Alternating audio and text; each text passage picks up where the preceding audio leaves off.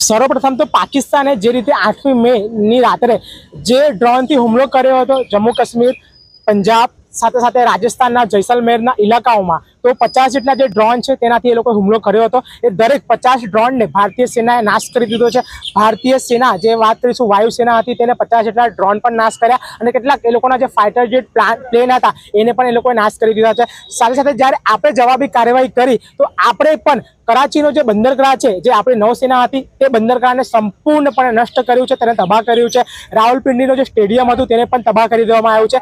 તેથી પાકિસ્તાનમાં જે PSLની જે લીગ ચાલે છે ક્રિકેટની, તેને હવે ટ્રાન્સફર કરી દેવામાં આવી છે અને એ હવે દુબઈ ખાતે રમાશે. અને સાથે સાથે હું કહેવા માંગીશ કે ગઈકાલે મોડી રાત્રે જ આપણા જે વિદેશ મંત્રી હતા એસ જયશંકરજી, તેમને ઇટલીના જે ઉપ વડાપ્રધાન છે તેમની જોડે વાત કરી લીધી હતી. સાથે સાથે યુરોપિયન યુનિયનના જે પણ દેશો હતા તેમના સંપર્કમાં હતા.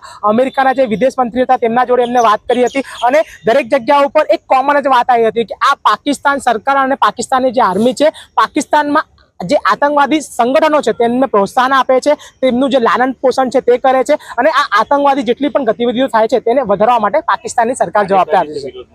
આજ રોજ MS યુનિવર્સિટી ખાતે MS યુનિવર્સિટીના જે વિદ્યાર્થી સંગઠનો છે તેમના દ્વારા પાકિસ્તાનનો જે ધ્વજ હતું તેને બાળવામાં આવ્યું છે. પાકિસ્તાન મુર્દાબાદના નારા લગાવવામાં આવ્યા છે. 140 કરોડની ભારતની જે જનતા છે તે આપણી સેના જોડે ઊભી છે. આપણી વાત કરીએ નૌસેના હોય, વાયુસેના હોય કે થર્ડ સેના હોય, આ ત્રણેય સેના જોડે અમારી જે 140 કરોડની જનતા છે તે અમે એમના સાથે ખભેથી ખભા મળાવીને ઊભા છે. પાકિસ્તાનનું જે નકશો છે તે એશિયા જ નથી પરંતુ વિશ્વના નકશામાંથી નેસ્તા નાબૂદ કરવામાં આવે એવી અમારી માંગ છે. આજે તમે યુનિવર્સિટીમાં શું પ્રોગ્રામ કરો? જી બિલકુલ, આજે વડોદરાની MS યુનિવર્સિટીની અંદર મેઇન બિલ્ડિંગ ખાતે વિદ્યાર્થીઓ દ્વારા પાકિસ્તાનના જે ઝંડાઓ છે તેને સળગાવી અને રાખ કરી દેવામાં આવ્યો હતો. અને વિદ્યાર્થીઓનું કહેવું એટલું જ છે કે જેવી રીતે વિદ્યાર્થી પાકિસ્તાનના ઝંડાને રાખ કરી દેશે એવી રીતે ભારતીય સેના પણ જે પાકિસ્તાની સેના છે તેને રાખ કરી દેવામાં આવશે.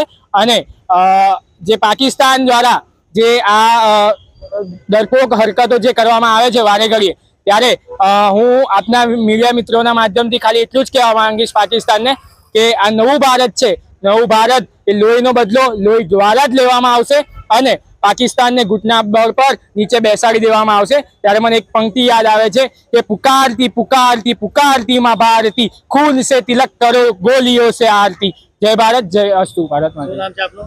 નકુલ પટેલ, અખિલ ભારતીય વિદ્યાર્થી પરિષદ.